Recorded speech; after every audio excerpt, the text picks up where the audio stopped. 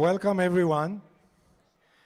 We're going to start with our national anthem. She has been with us since our first event in January. So please welcome 16 years old Torontonian Lauren Aronov.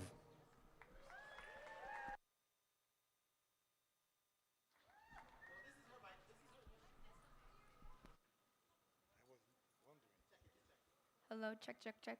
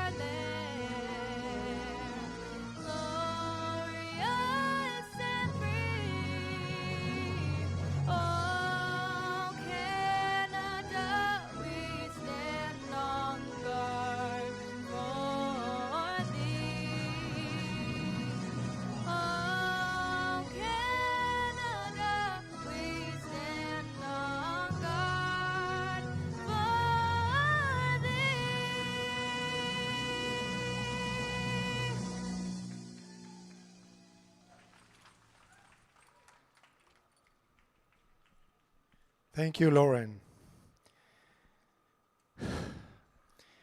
My name is Avi, and this afternoon we stand together to commemorate 9 months in Hamas hell.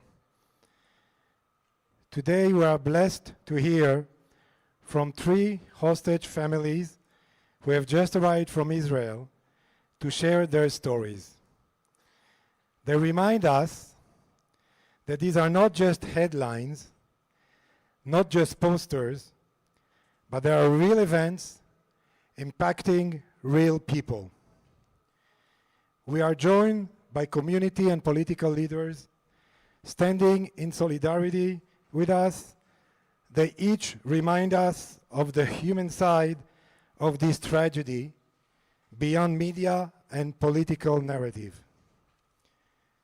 Today, I'm also proud to announce the launch of One Global Voice. We are, all of us here, one global voice. Each of us is part of this collective voice. Together, we will strive to make our one global voice heard everywhere, advocating for those who cannot speak for themselves. 1 second.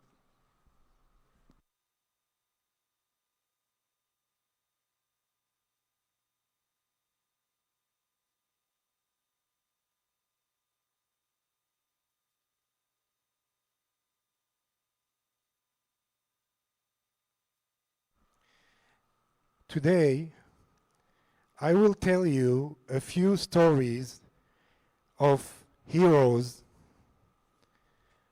real heroes from October 7. Each one of them more amazing than the other. It will take Hollywood years to tell all these stories. We're giving them lots of work now, that's good. The first is the story of the farmer hero, Ramy Davidan. You can see on your left. He's a 50-year-old farmer from Moshav Patish, an Israeli farming community near Gaza. 6:30 a.m. on October 7, Ramy received a call telling him that a friend's son was in danger at the Nova Festival near Kibbutz Re'im. He immediately jumped in the car to see if he could help. And as he approached, he saw not one person in trouble, but dozens fleeing and begging for help.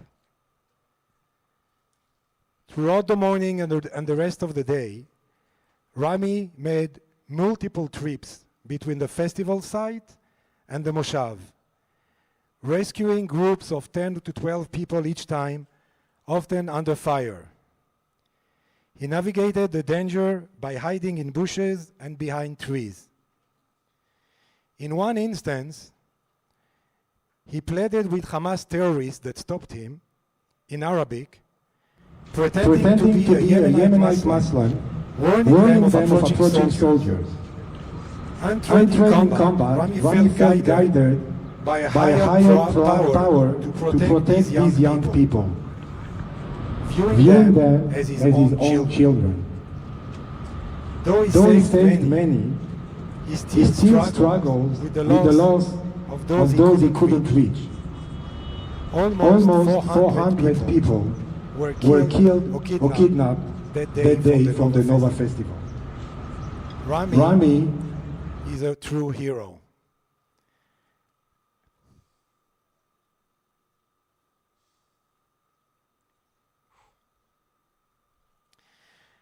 And I ask that we acknowledge him now.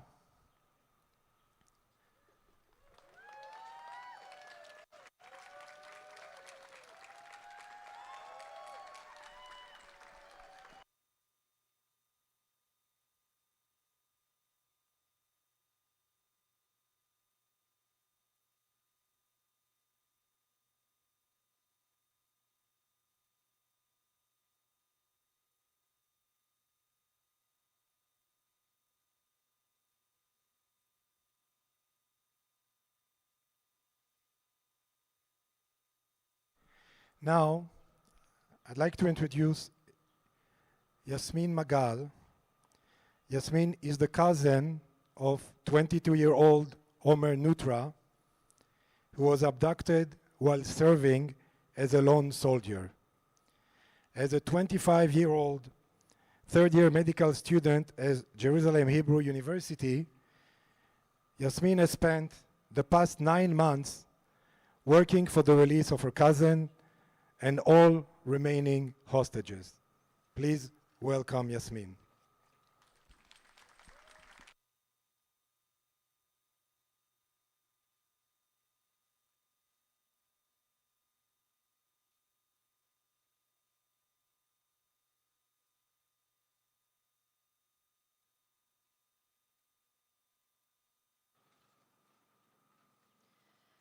Good afternoon. Thank you all for coming here to show us your support and for standing with us throughout the past 9 months. My name is Yasmin Magal. I'm a 25-year-old Israeli-Canadian and a medical student finishing my 3rd year at the Hebrew University of Jerusalem. I work as a research assistant at Hadassah Hospital and volunteer in Magen David Adom as a medic.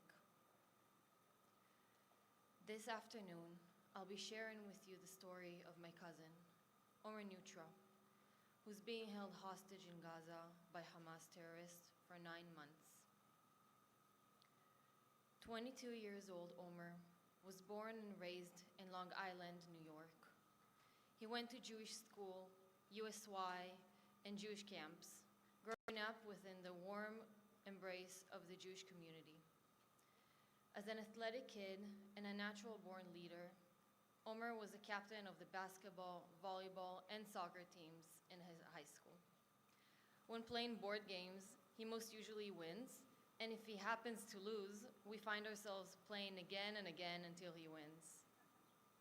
He's obsessed with cats, and he has 2 of them back at home in New York. After graduating from high school, Omer decided to take a gap year before leaving for college and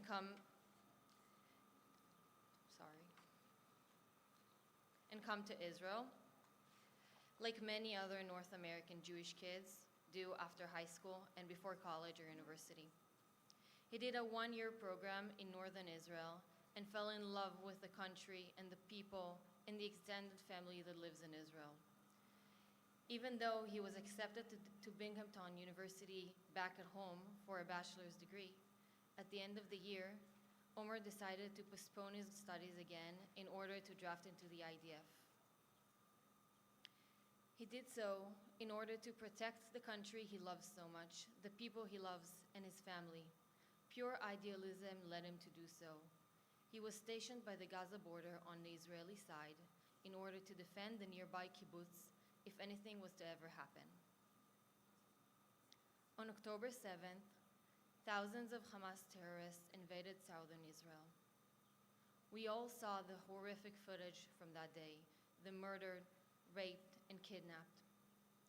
All of this while thousands of rockets are being fired at Israel from Gaza and non-stop sirens keep going off.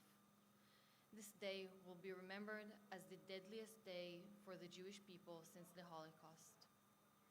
We lost many beautiful souls that day. Omer and his team were outnumbered and they did not stand a chance. They were all kidnapped. 2 were murdered, but instead shown a rise in anti-Semitism. People must not forget this is still happening. October the 7th was 9 months ago, but that awful day is not over.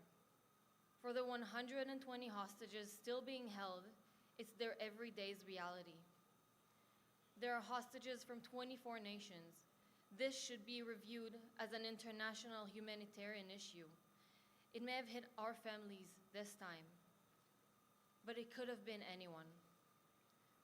This should be everyone's top priority, to bring them all home. So you keep voicing the truth and the facts. The world needs to hear these stories again and again. Write to your officials, spam them with letters. Make them understand that there's nothing more urgent than this. Make them understand that this is what their voters care about most. I hope and pray that soon the day will come again when I can hear that "Hey cuz" again, followed by the biggest smile and hug. I pray for Omer's safe and quick return. I ask you to join me in that. Again, I wish to thank you all for coming here to show your support and for the outstanding hospitality. I appreciate every single one of you.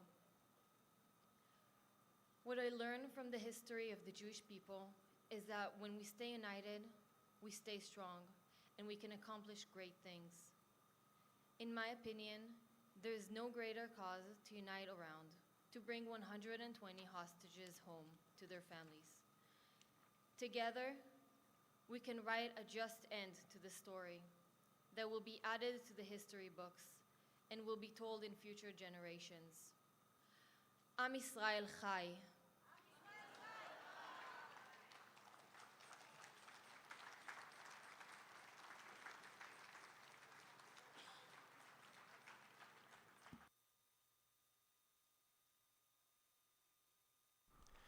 Thank you so much, Yasmin, for being here, and we wish you continuing strength. The next, one second.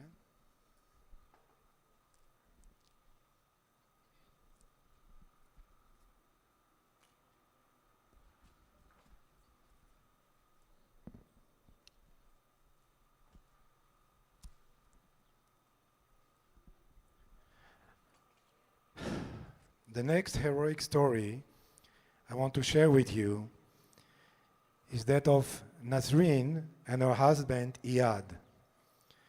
They are Druze Israelis who lived in the Moshav Yeted, a short distance from the Gazan and Egyptian border.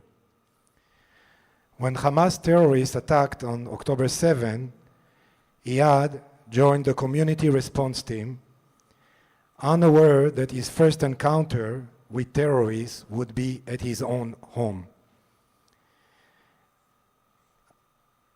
He, by the way, went out when he had a broken leg, but he still went out. Iyad's team caught 2 terrorists in his front yard. But it was Nasreen, who was up until that time in the safe room, that decided to come out to question them. No one really knew at that time the magnitude of what was happening yet. And in Arabic, she began to ask them, who sent you? How did they get here? How many they were?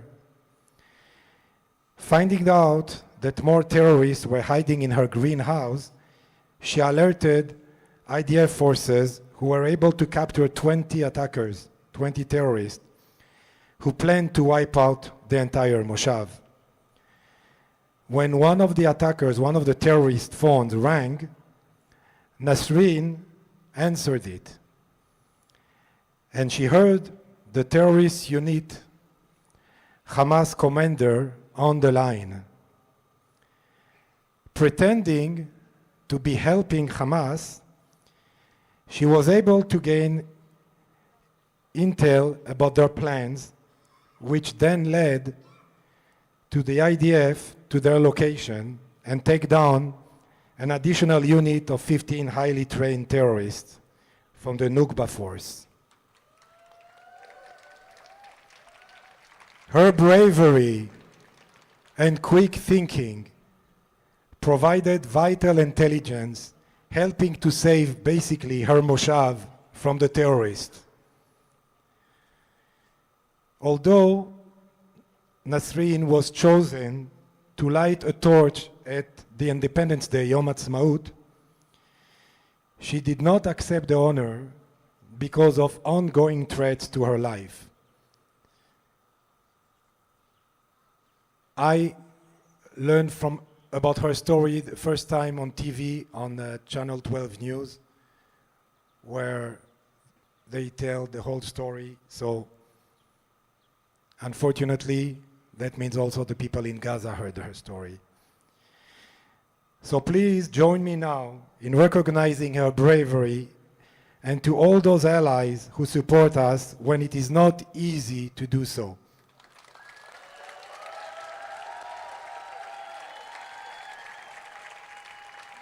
Thank you. Another such ally is Member of Parliament for Spadina, Fort York. Everybody knows him already. Our friend and ally Kevin Vuong.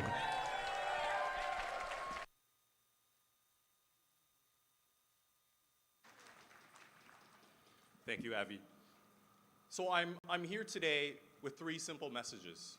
The first is to remind your community that there are at least 2 Toronto MPs who stand with you and your community, and we will not shy away from standing up to hate, speaking up to hate, against hate, and fighting to ensure that everyone in our city belongs.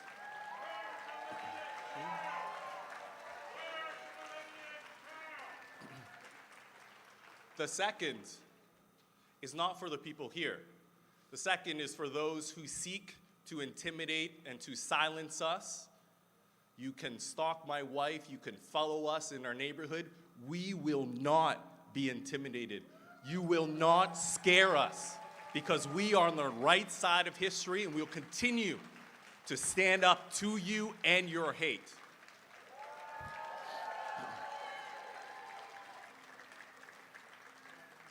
We have at least 1 camera that I've seen here.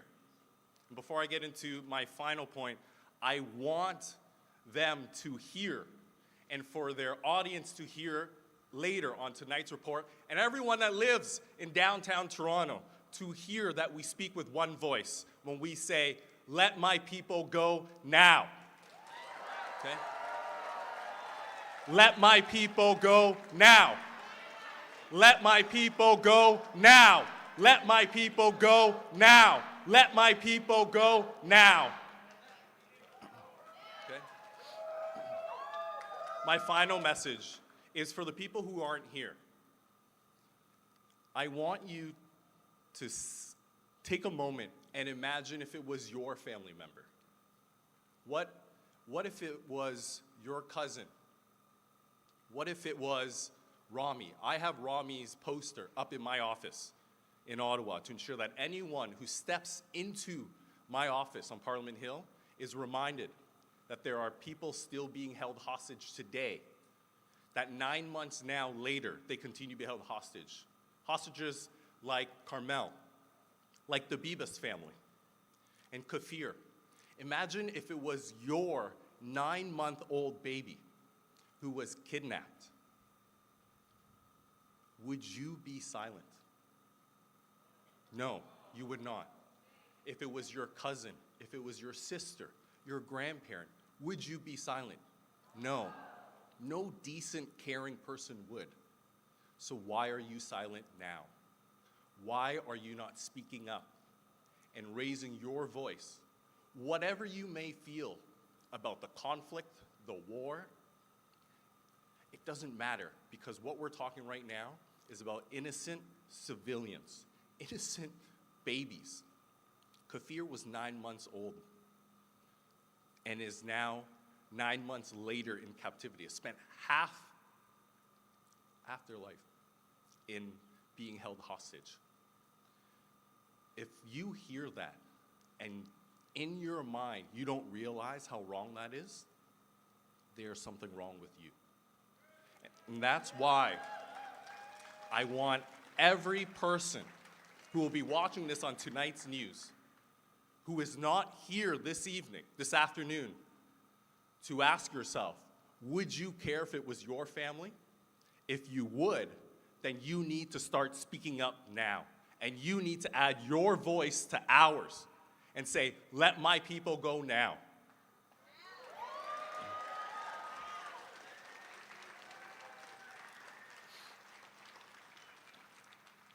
Now it's my pleasure to be able to welcome back Loren Aronoff, who will perform a song that has become synonymous with the pain, the resilience, and the enduring hope of the past 9 months, October Rain. Loren?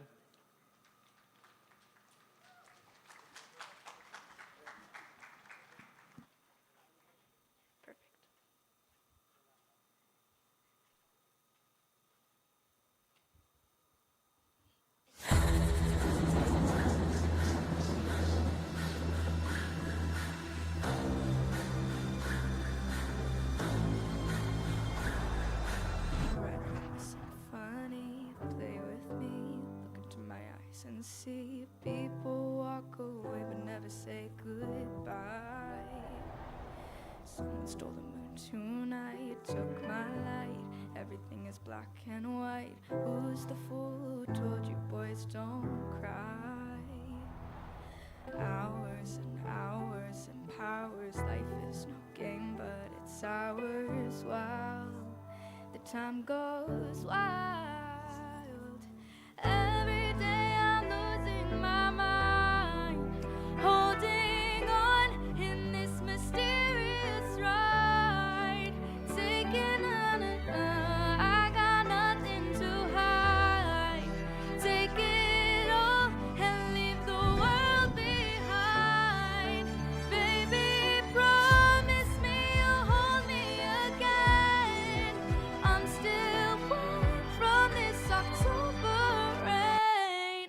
October rain.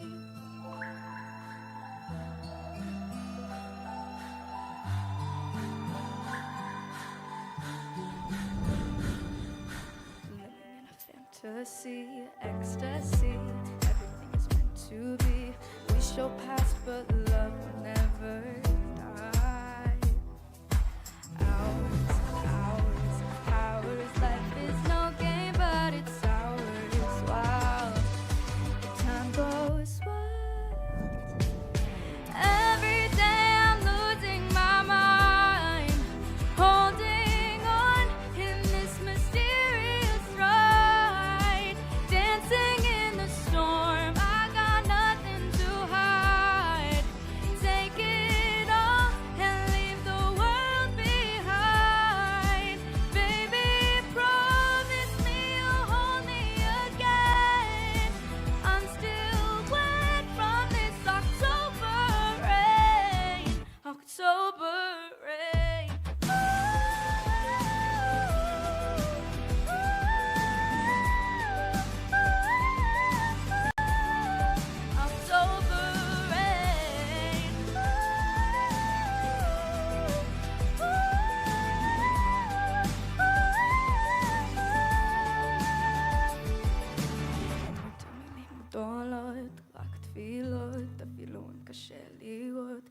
תמיד אתה משאיר לי אור אחד קטן.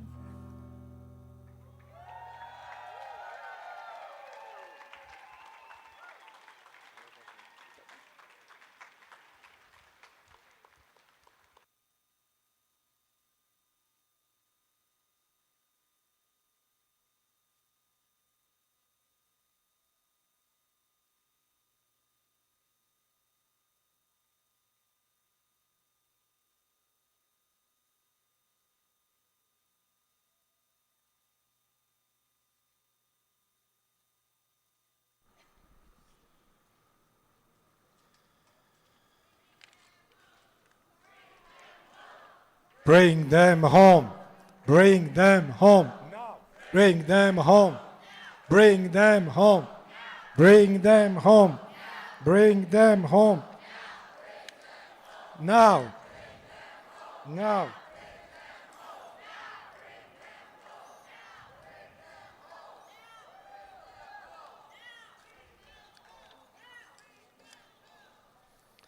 So, thank you very much, Lauren. I think was amazing, amazingly nicely done.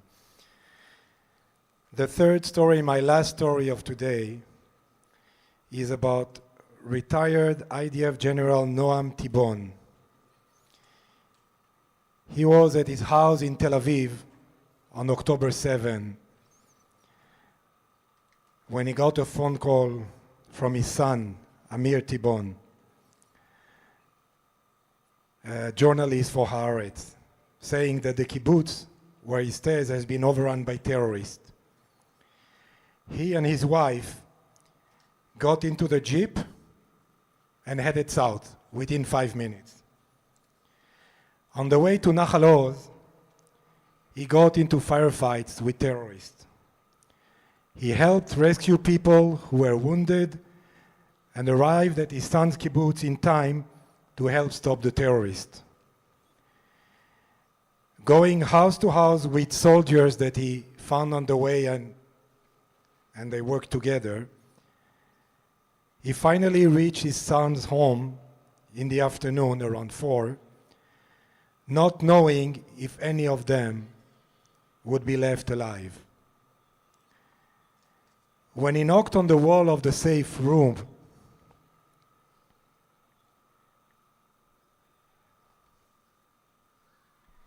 saying, "Abba's here," he was overjoyed to hear one of his granddaughters call out, "Saba has arrived." The whole family survived the attack, while 13 kibbutz members, 2 foreign nationals, were killed and several were kidnapped. While Faudas, Lior Raz, and Avi Issacharov have chosen Tibon's story for a full-length film called October 7. Remember, we talked before about Hollywood. We must all remember this isn't a movie. These people are not actors. This is real life. And none of this is over yet.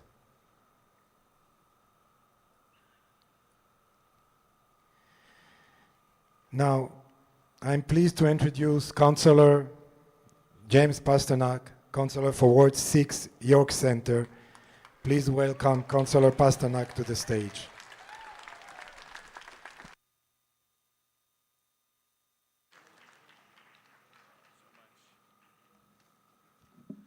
Well, thank you so much. Good afternoon, everybody. Shavua Tov. It's an honor and a solemn responsibility to bring a message of hope and prayer for the release of the hostages on behalf of the city of Toronto.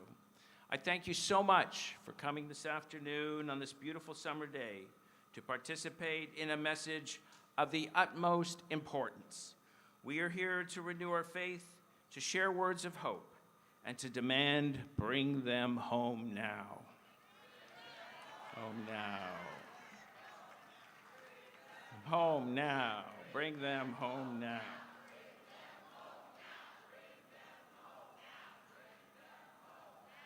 Thank you so much to David, Dean, and Avi Atali for organizing this vital gathering, and thank you, MP Kevin Kwong, a great friend of the community.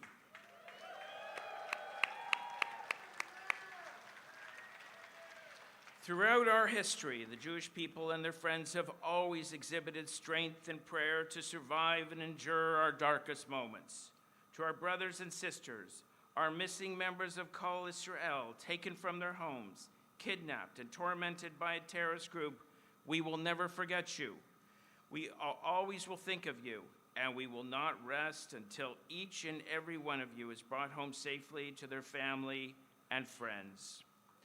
9 months may not be a long time when you are free, but it is a lifetime when you are a prisoner of a terrorist organization. Elie Wiesel once said, "No commandment surpasses the one concerning the liberation of hostages, for they are among the starving, the thirsting, the stripped, always in danger of death." Israel is doing what every nation has done to rescue and secure its safe release of its nationals. Innocent civilians, women, children, men, all held against their will in a frenzy of hate and rage. The taking of these innocents is a crime against humanity of the worst kind. And yet we are stunned not only by the hate on our streets, but by the silence that surrounds us.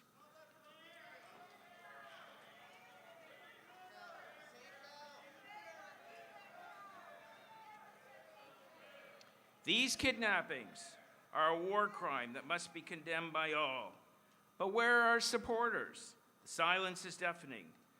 What we do here is the hateful mobs that have taken over our streets, our university campuses, who harass people who attend events. They harass elected officials who support us and others who speak out for civility and peace. They are attacking our businesses, our schools, our synagogues.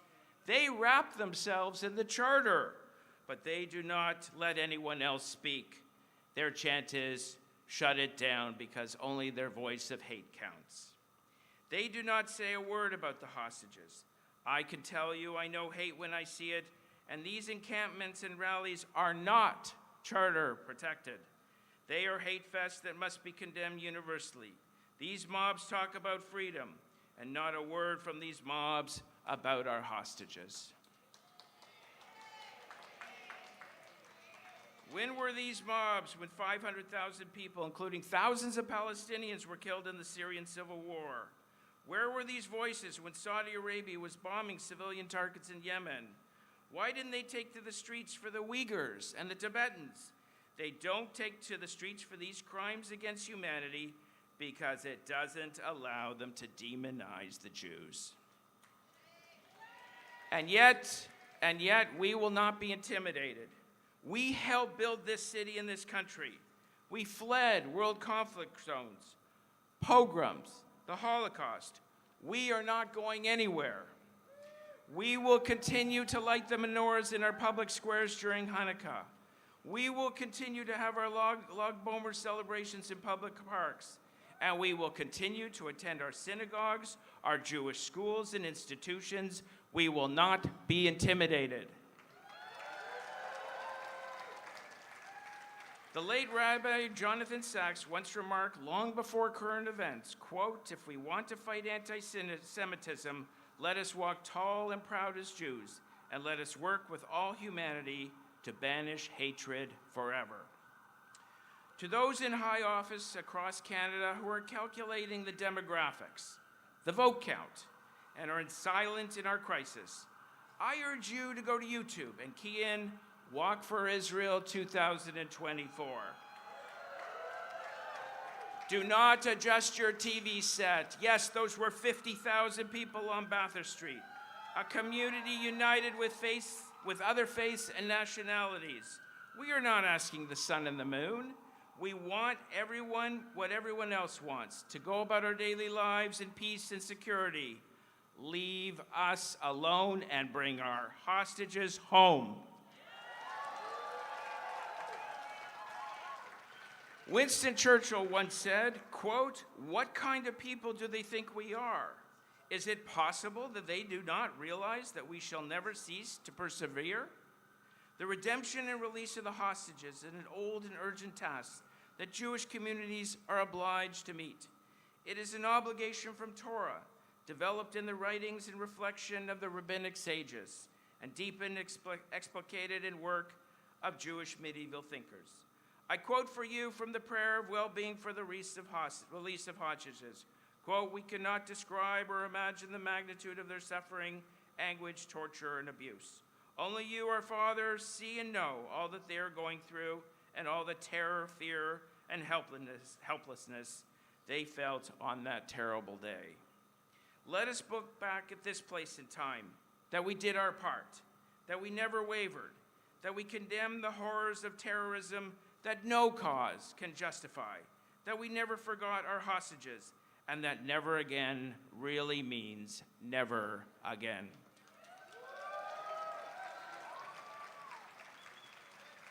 Our goal and prayer is simple: to bring light, tikkun olam, to return the hostages to their families and loved ones, to bring them back to a world where they are loved and cared for, to a land they helped build, a land they call home. Bring them back now. Am Israel High.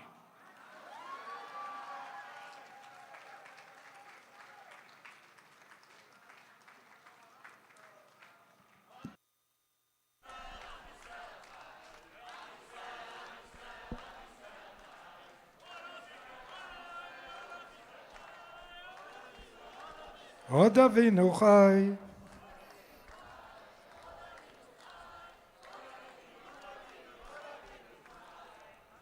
Let my people go. Let my people go. Bring them home. Bring them home. Bring them home. Our next speaker, I think, doesn't need really an introduction. He used previously a political prisoner of the Iranian Islamist regime, who after imprisonment, torture, and hunger strikes, fled to Canada for a better life. Here, he has established a reputation as a freedom fighter and brave ally. Please welcome Salman Sima to the stage.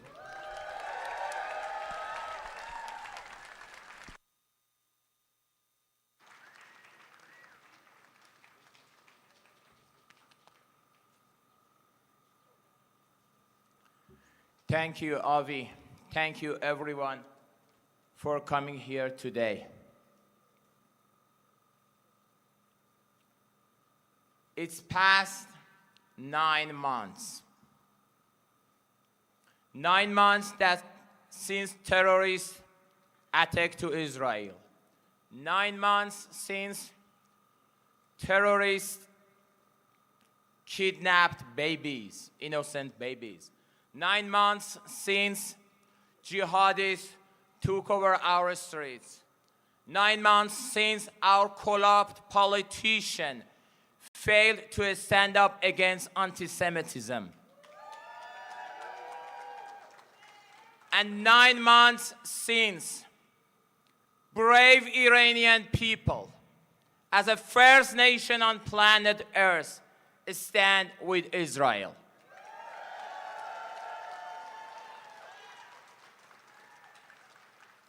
No matter 9 months, 9 years, however it takes long, Iranian will stand with Israel. But also, let me remind you, it's 9 months that they are trying to intimidate us. They failed. They tried to divide us. They failed. We united fight, and we forced liberal government to finally designate IRGC as an FTA.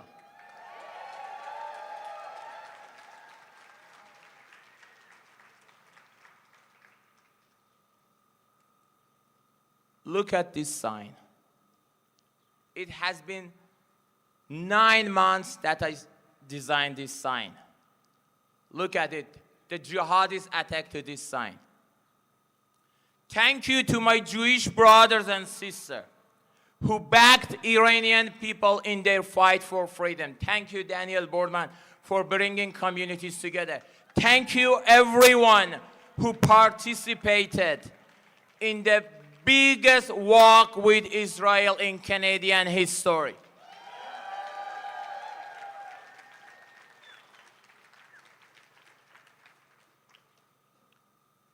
Hamas terrorists are danger. Hezbollah terrorists are danger. They are not just danger against Israel, they are danger against humanity. And as a former political prisoner from Iran, as a person who feels the pain of the family of the hostages here, we should continue this fight. Iranian people stand shoulder to shoulder with Israel until final and total victory. Eliminate Hamas, destroy Hezbollah. We stand with you. Amma Israel Chai.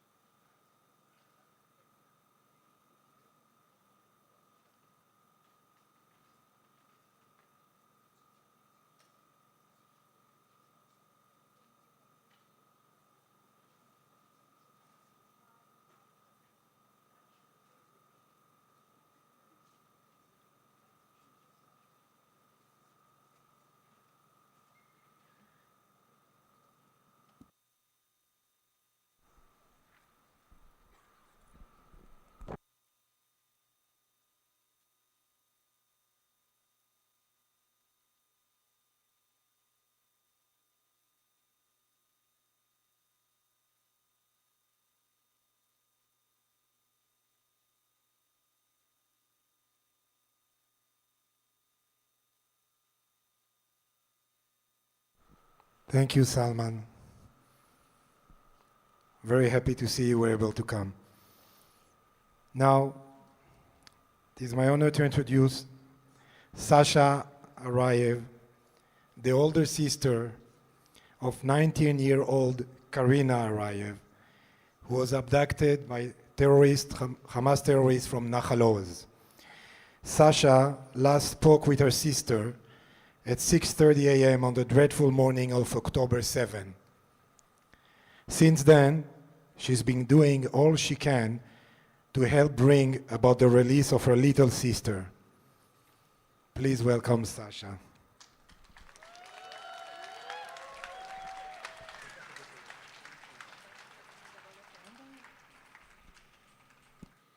Good afternoon, everyone. First, let me thank you for being here, for listening, and for standing with Israel. It has been 9 months already that I am fighting to bring my little sister Karina home. It's a time period I never imagined we could reach, as a family, as a country, and as humanity as a whole. A time when a young, innocent, pure girl is being held captive. I would like to share my personal experience since October 7th. Keep in mind that what I am about to say doesn't even get close what my little sister is going through.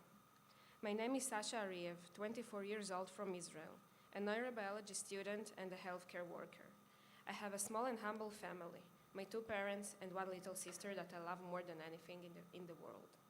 Karina, my sister, is 19 years old, but for me she will always be the baby my parents gifted to me when I was 5 years old. Karina is the best present I could ever receive, and now I want to have her again. I want Karina to be back in my arms. I remember us playing as children. I remember all of it. We have a cosmic bond, which becomes deeper as the years go by. Karina and I are more than sisters. Our relationship is something special. She runs in my blood as I do in hers. Our favorite way to spend time together is drawing, eating potato chips, and watching TV series in the background. We love to stay up late for deep conversations and eventually fall asleep holding hands. My Karina is very talented. From a young age, she dances, sings, and plays the recorder. Karina loves to design and decorate her room with her personal do-it-yourself projects. Also, she likes stuffed animals dolls. I have 4 dolls that Karina gifted me sitting on my bed. And each day, I hug them and pray that soon I will be able to hug Karina. One of the things Karina is the best is choosing gifts and writing greeting cards for special events like birthdays. On October 7th, my present, the love of my life, was kidnapped. My little sister, whom I have been protecting and caring for my whole life, and I could do nothing. I won't be able to express my feelings from that dreadful day and since. That's something I wouldn't wish upon anyone to go through. Karina called me first that morning because that's how we are, always catching up before involving our parents, not to worry them. She told that she is scared, that there are so many missiles, and that she is hiding in a bomb shelter. Karina called our parents to say goodbyes and begged them not to come and to rescue her. She asked me to keep our parents safe. Throughout the phone call, I could hear shootings, terrorists screaming around, and trembling voices of young girls, 18 to 20, who understand the horror that should never be understood, especially at that age. They understood that they are looking death right in the eyes. Even while being through such terrible moments, Karina worried about us, her family, and not for herself. That's who she is, responsible, caring, and full of love. Karina's understanding and actions in an unimaginable situation she was in as a young and innocent girl reflects how valuable, moral, and admirable she is. At 7:30, we lost contact, and around noon, we recognized Karina in a short video, bloody-faced and tied in a jeep with other girls. Since then, every breath I take is for the purpose of bringing Karina back home. I am taking part in the struggle to return hostages. I ask myself, how come acting and fighting for innocent people's release became a struggle? It's supposed to be obvious that people kidnapped from their own country, not a time of war, must be released. Being free is a basic human right. For 9 months, 120 people, including men, women, and children, are not free. They are not in their homes, can't feel secure, and don't get a mother's hug. Speaking of mothers, 9 months. Except that's a long time of period, it's also a jarring date. Karina is one of 16 women who still haven't returned home. She is one of the 5 youngest women in captivity. A few months ago, we revealed the documentation of the kidnapping of those 5 sweet girls in pajamas, incapable of defending themselves, helpless. Girls who desperately wanted their mothers to be there with them, hug and say that everything is going to be all right.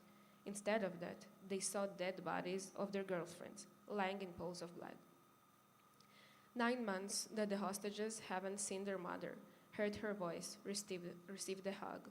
Now, the women in captivity might be mothers themselves. Let that sink in. For 9 months, I'm crying out for Karina and the hostages, but my voice is fading away. I need you to fight for Karina with me. We can't allow this situation to be normalized. What happened to me privately can happen to anyone, sooner or later.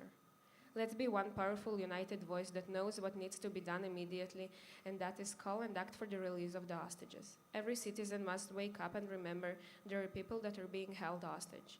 You should mention the hostages every day, resonate their stories and the fact that they're still not home. I expect a massive public wave of united pressure calling for the immediate release of the hostages. This wave must reach each place on the planet, demanding the righteous and most moral action, which is giving people the most basic human right, that is freedom. By crying out all together, fighting for the right thing to do, we'll not only get the hostages back home, but we will hope to humanity. We'll feel there is still good, and there is a reason for living. I address people in powerful positions to use their international diplomatical abilities and connections in order to act for an immediate deal. Contributors, your donations are meant to help the releasement of the hostages. Please make sure the money is routed to the right goal.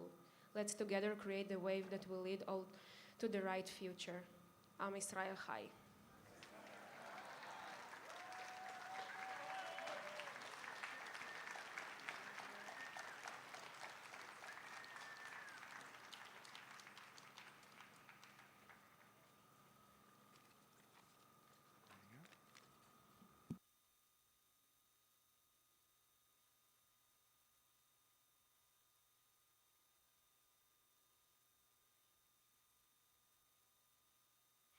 Thank you, Sasha. And in dedication to your sister and to all those who remain in captivity, I would like to share this song with all of you.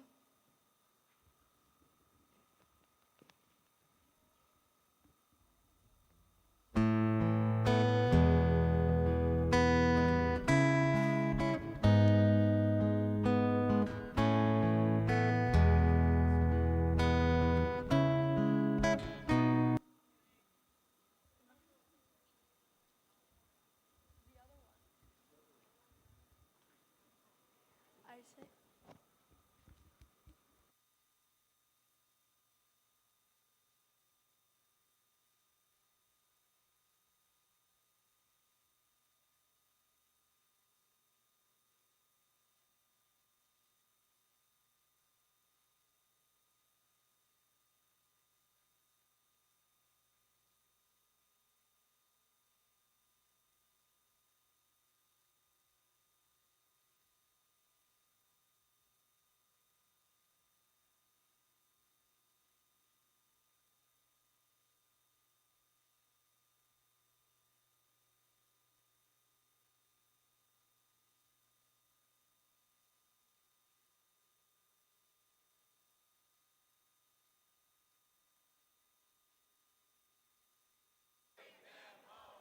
Bring them home. Come on, everyone.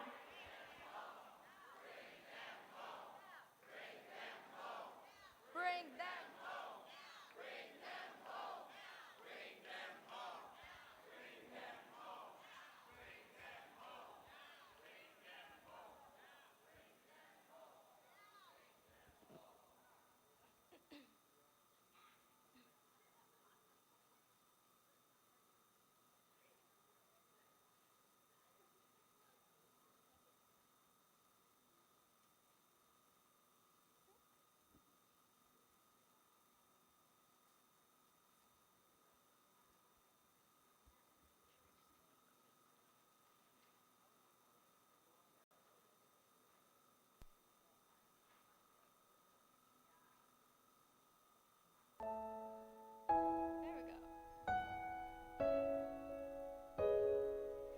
And the blood will dry underneath my nails, and the wind will rise to bring my sails. So you can't doubt, and you can't hate, but I know no matter what it takes, I'm coming home, I'm coming home. Tell the world I'm coming home.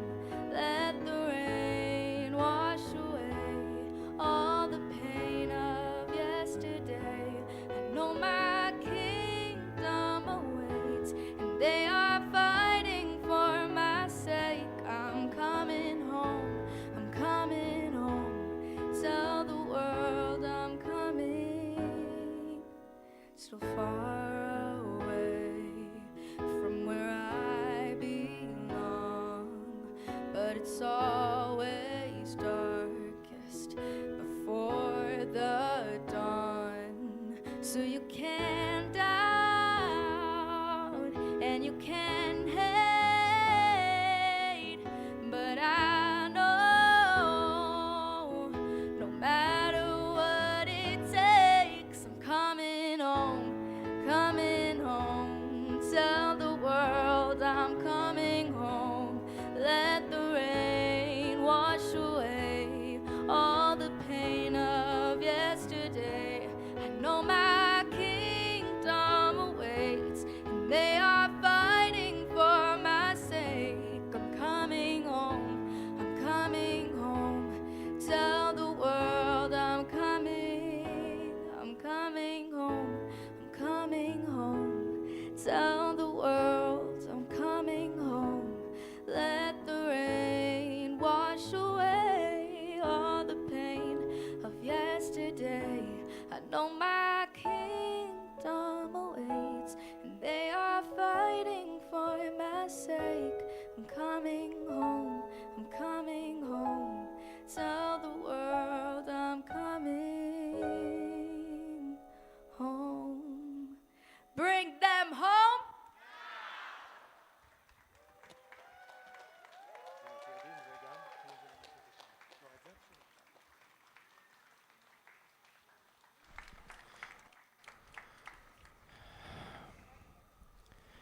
First of all, I need to apologize to Lauren because that was our technical difficulty. It wasn't her, it was our fault.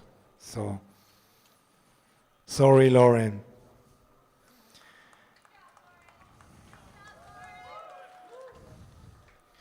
So, there are many people and many groups that helped me to get where we are today. And I can't really name everybody because it's a little bit too many. So I'm just going to mention one, Vivian Zinner from the Iceberg Initiative. Yeah, you can do that. She knows what she did. Her help was really vital for us to be able to accomplish what we did here today.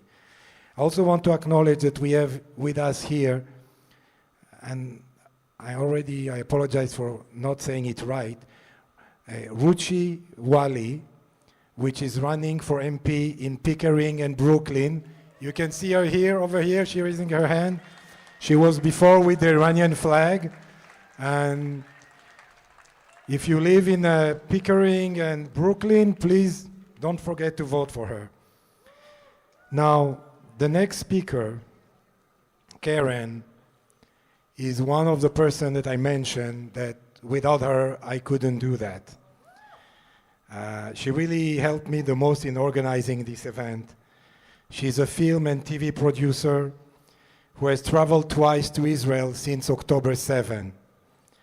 Most recently, spending a month there volunteering. So please welcome Karen Barzilai.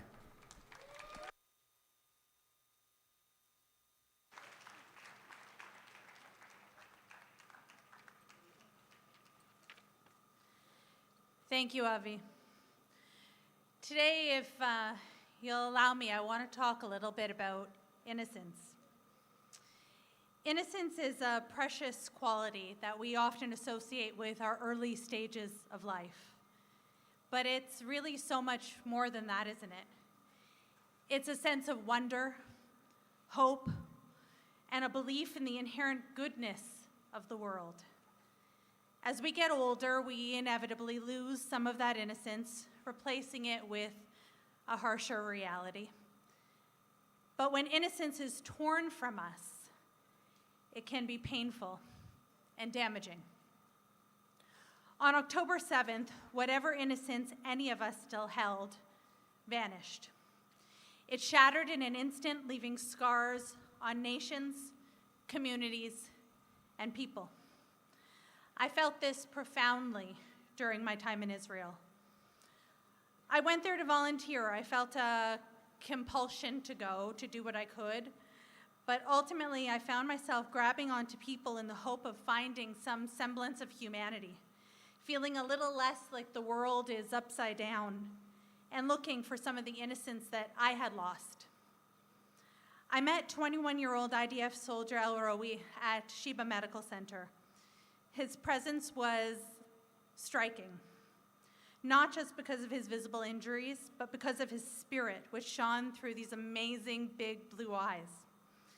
He showed me footage of the attack that had embedded shrapnel in most of his face and body. His hands needed extensive rehabilitation, and he told me excitedly about the Lego man, the guy who would bring the soldiers Lego to help work on their dexterity as they built things. He shared pictures of the spaceships he had built, each piece a testament to his incredible resilience.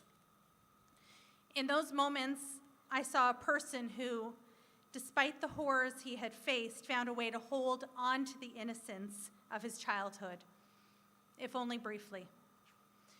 He also told me about the 3 days that he spent in a coma and how the attack replayed in his mind over and over and over again. Sheba Medical Center is home to 70% of Israel's wounded warriors. During the time I spent there, I was privileged to meet many of them. But what struck me most was the realization that many of these warriors are young girls and boys who have been thrust into unimaginable circumstances. Their loss of innocence is a tragedy that cannot be undone. I also met their mothers, who, like many of us, once worried about scraped knees, but now stand by bedsides carrying the weight of their child's suffering. These mothers will never have their little kids back, not in the same way as before. Their innocence also shattered. During my time, I visited the Gaza envelope where I bore witness at kibbutz Kfar Aza. Kfar Aza was a paradise turned into hell October 7th. 62 of the 750 residents were murdered and 18 taken hostage. It was there that I met Elon Kotler, the father of 2 little girls who spent hours protecting the door of his family's safe room as the innocence of the world imploded around him. In one home, the mother of 10-month-old twins ran from the safe room to warm up formula bottles.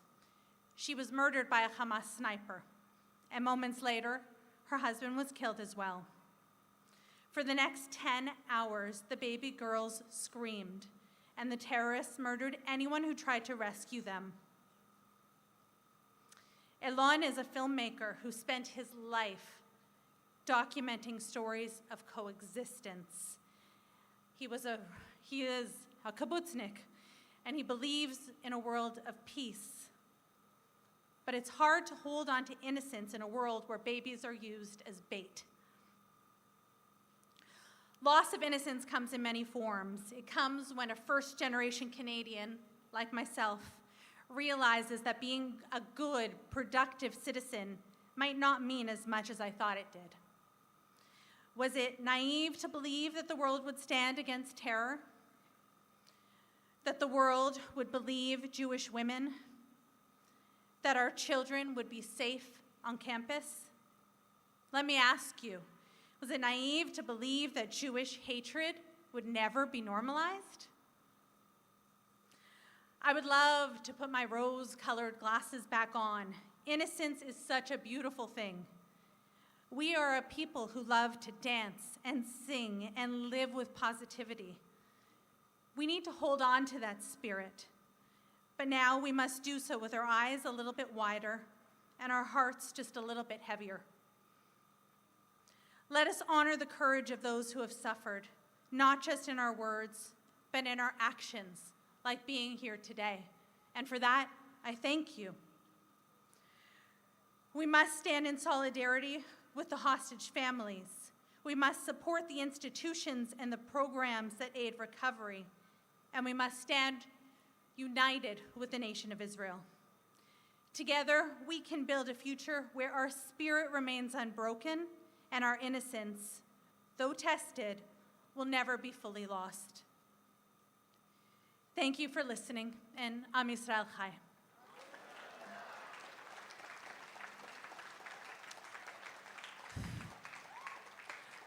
Now, over the past few months, I've been very fortunate and blessed, don't roll your eyes, to get to know my Aunt Shavit.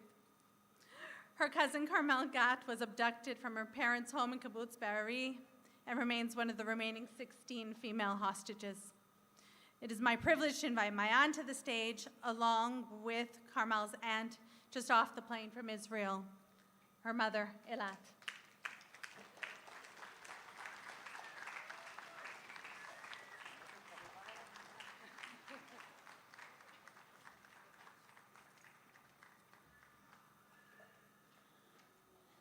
Thank you all for being in here. Thank you all for your support. My name is Eilat Elovich. On October 7th, my sister Kinneret was murdered by Hamas, her hand tied behind her back in her kibbutz Be'eri bordering Gaza. On that very day, Hamas kidnapped to Gaza her daughter Carmel, my niece. She is still there. On October 6, 2023, no Israeli believed October 7 massacre is even possible. I assume neither did you. None of us would believe then that 251 Israelis would be kidnapped and kept hostage in the tunnel of Gaza. I still find it hard to believe that 9 months later, I stand here in front of you, while 120 Israelis are still in Hamas captivity. The oldest one is 86 years old, and the youngest one just over a year. Even the numbers I quote here might be accurate. 46 of the hostages are now considered dead. Hamas keeps their bodies hostage, and yet that number may be growing as we speak. One of them may be dying this very moment. A woman may be raped as we gather here, and an abductor might kill a young man right now. We do not know. We know nothing. No one has access to them. No international organization is allowed to see them or offer medical aid. They are at the mercy of a terrorist organization with no mercy. My niece Carmel was 39 years old when kidnapped from her kibbutz. Her mother, my sister, brutally murdered on October 7th, was just recently buried in her kibbutz, Be'eri. We cannot bring her back. The pain of her loss is there to stay. Her daughter, Carmel, can still be rescued. Carmel recently turned 40 in captivity. Does she even know that? Can she keep track of time in the darkness of the Hamas tunnels? Last we heard of her was about 5 months ago, when a group of children and women was released. They told us she was then still keeping up her spirits and assisting others. Since there, nothing, no information, no news of her whereabouts. We do not even know for sure if she's still alive. This not knowing is a nightmare. I'm just one of a member of what is known in Israel and abroad as the Forum of the Families of Hamas Hostages. Over 9 months, we become one big family, living in a twilight zone of fear, anxiety, and sadness. 120 families united by cruel fate, together, fighting together for the release of their dear ones. It is a large and very dedicated forum. It includes mothers and fathers, brothers and sisters, grandmothers and grandfathers, aunts and uncles, people who would otherwise not get to meet each other, people of different age, different background, different political orientation, united by pain and one mission only: the release of our dear ones. Before it is too soon, before it is too late for them, before it is too late for us. It is not and should not be our mission only. It is and should be a national mission. Israel as a young state thrives on the ethos of solidarity. One for all for one. That is what makes us special. In fact, it should be your mission as well, an international mission of all humanity. For their sake, we cannot lose hope and give up on the struggle for their release. We must not stop fighting for their return to Israel. We need you, and together we must keep on fighting until everyone returns safely. All of them.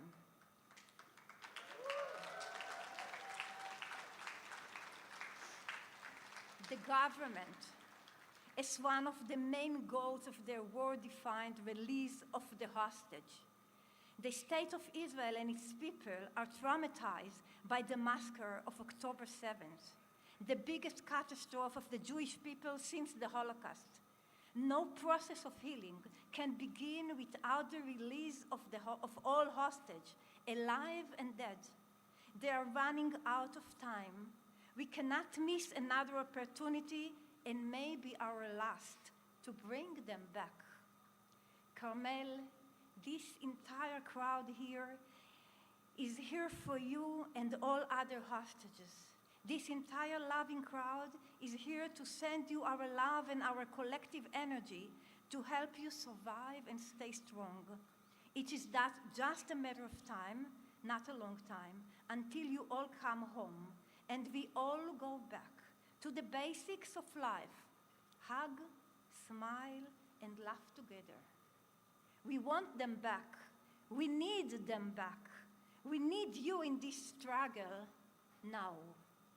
Thank you.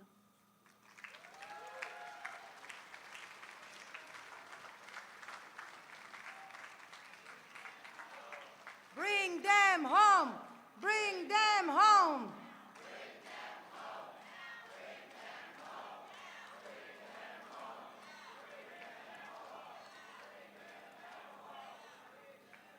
Well, I also wrote something, but I'm not going to read it.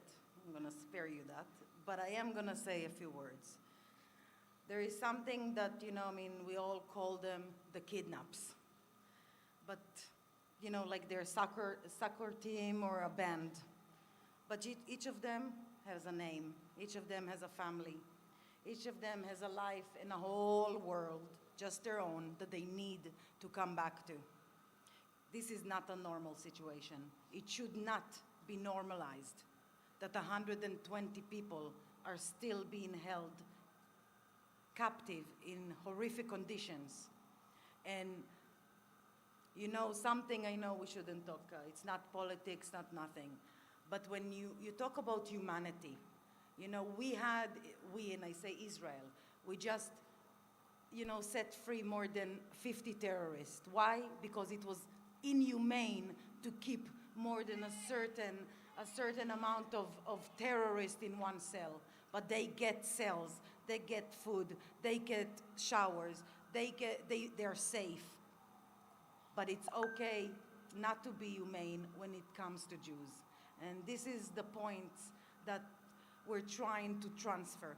Not just come to those rallies, talk to people and make them understand, like weird interviews that Israel is being asked, why didn't we tell the Palestinians that we are coming to save Noah and the rest of the hostages? It just blows my mind that everything is kosher if you're not a Jew, if you're not Israeli.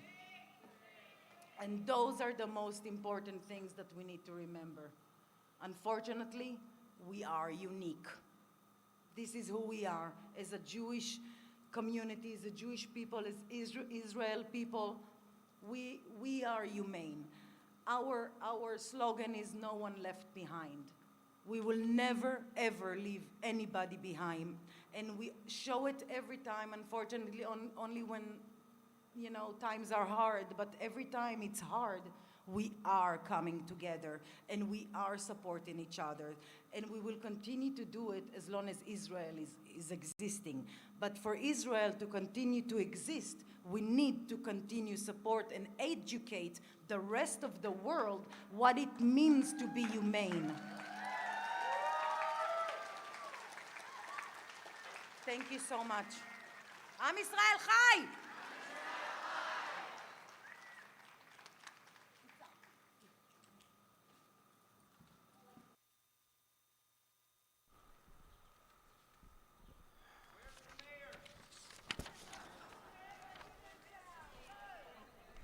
There is a taste of the Middle East in Nathan Phillips Square, so she's probably there.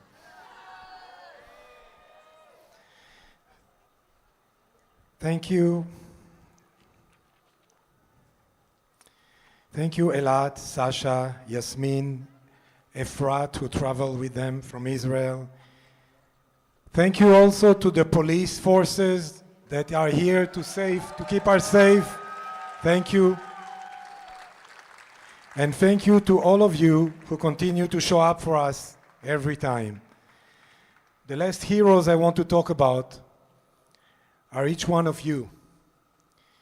If you read in a letter, if you signed a petition, if you showed up at a rally, you are each a hero. Israel needs allyship and heroes now more than ever. In the face of lies, misinformation, and propaganda, we need strong voices to lead the charge. Just as what Mayan just said before. By being here, you are doing just that. And you deserve to be recognized as heroes as well. So, yeah, big round of applause for everyone. Now, I want everyone to take out your phone. Come on, take out your phone. Take out your phone. Go to the camera. Go to the camera. Choose the video option. I'll give you a few seconds to do that. Go to the video option. Don't do the camera, just the real video. Not for me. Film the people around you, because you're all going to repeat after me very, very loudly. I want everybody to hear you all the way. We stand for Israel. Wait, I forgot to do it.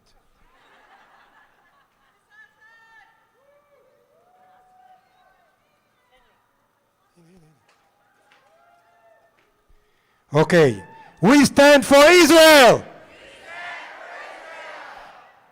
We stand for Israel. We fight for truth.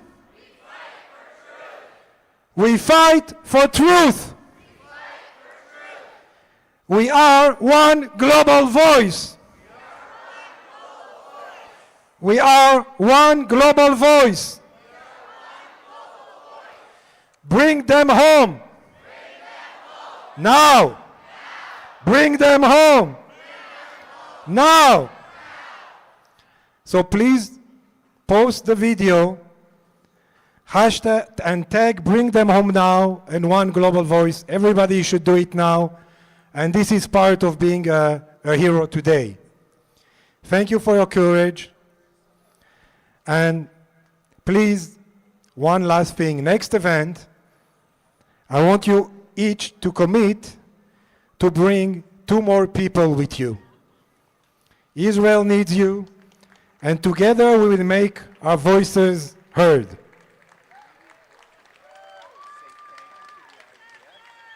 Wait, Paul.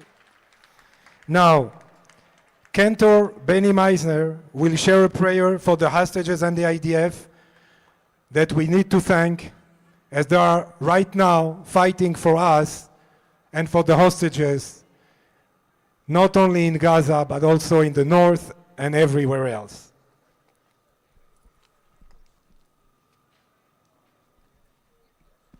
These 2 prayers summarize the purpose of why we are here. So I'm going to use my 2 vocal cords, but everybody else who knows the song and the prayer, please join with me. Achenu kol bet Israel, Achenu kol bet Israel, הנתונים בצרה ובשביה, העומדים בין בים ובין ביבשה. המקום ירחם עליהם, ויוציאם מצרה לרווחה, ומאפלה להורה, ומשיבוד לגאולה, השתה בגלה, ובזמן קריב.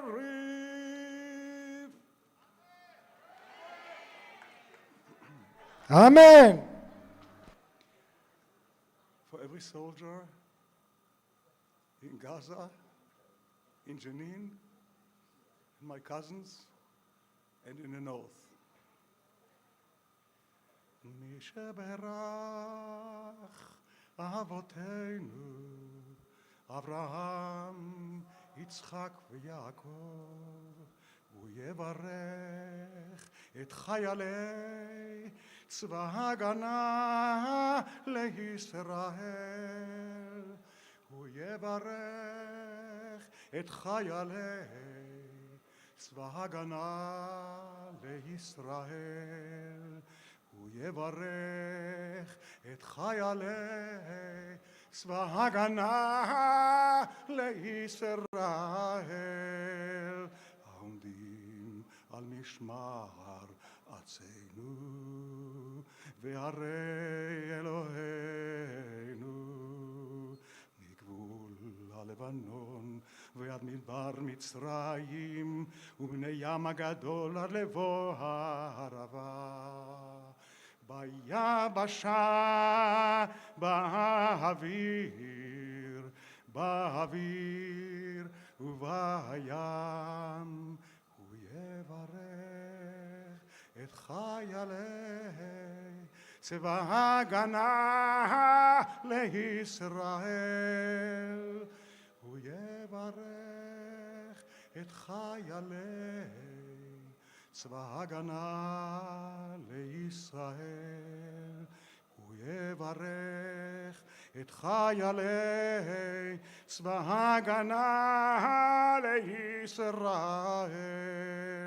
כי אדוני אלוהיכם ההולך עמכם להילחם לכם עם אויביכם, להושיע אתכם, ונאמר אמן, ונאמר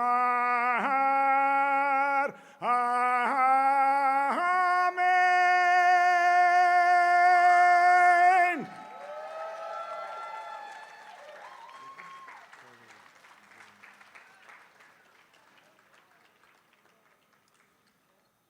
Now, please join us with the great Lauren again for the singing of Hatikva.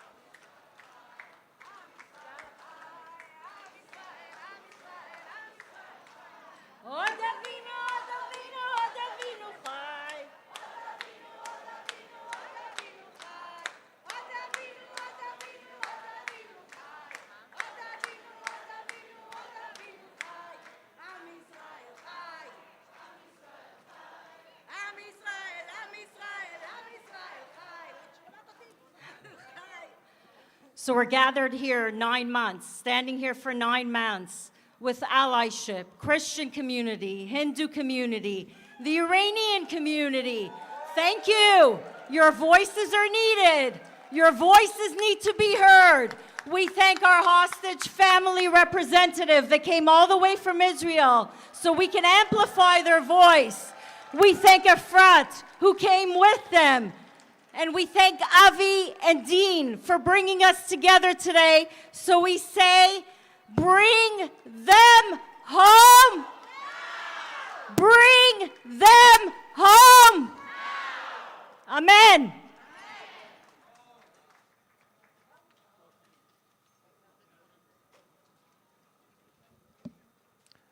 That's it. Yes, please, all the posters and all the flags, bring back to where you took them, and there will be a few people to take them, put them back in the boxes. So all the volunteers that came early, if you can come back and help us with the posters, and we'll put them back.